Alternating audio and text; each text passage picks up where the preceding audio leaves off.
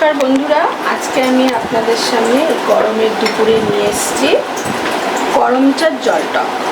করমচার জলটকটা দুপুরবেলা খাবার শেষ পাতে খেলে আপনাদের ভালো লাগবে। আপনারা জলটক অনেকেই খেয়েছেন বাড়িতে, তাই আমি আজকে তেঁতুল দিয়ে করমচার জলটকটা বানিয়ে আপনাদেরকে দেখাবো। এই আমার করমচা এখানে কেটে রেখেছি, এখানে কিছু আস্ত করমচা রেখে দিয়েছি।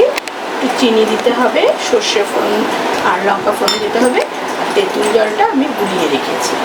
এবার আমি এটাকে নিয়ে সিদ্ধ করতে নিয়ে যাব। আমি এটা ঢেলে দিচ্ছি, এটা ভালো করে ফুটবে, সিদ্ধ হবে, তারপরে এটাকে আমি আবার নামিয়ে নিয়ে যাব।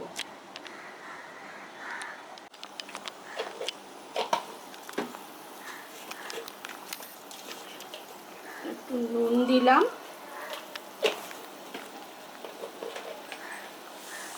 সামান্য একটু হলুদ দিলাম,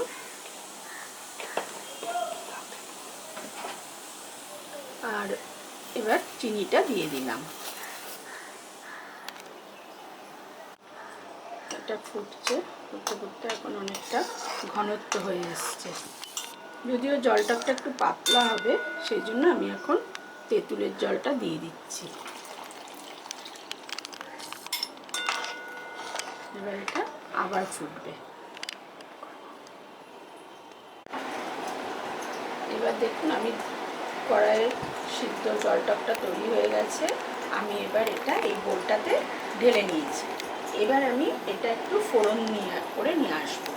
নিয়ে আসলে পুরোপুরি জলটকটা রেডি হয়ে যাবে। এবার ফোড়ন দেওয়ার জন্য কড়াইতে একটু তেল দিলাম।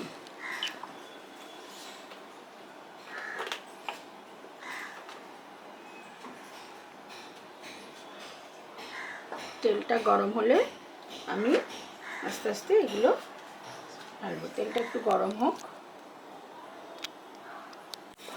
শুকনো লঙ্কাটা এবার আমি ছেড়ে দিলাম। একটু আঁচটা কমিয়ে নিচ্ছি। এবার আমি সর্ষেটা ছেড়ে দিচ্ছি। আমি উপর দিয়ে ছড়িয়ে দিতে হবে।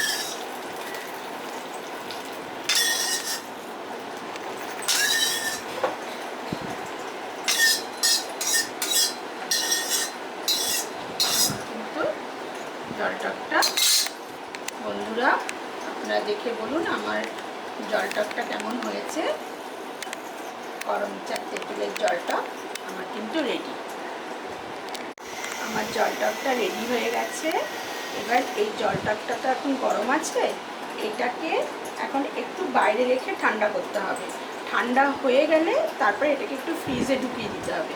ঢুকিয়ে দিলে একটু বেশ ঠান্ডা ঠান্ডা হবে। যখন ফ্রিজের যে ঠান্ডাটা সেটা হয়ে গেলে বাইরে বের করে তারপরে খাবার পাতে পরিবেশন করলে এটা খেতে খুব ভালো লাগবে।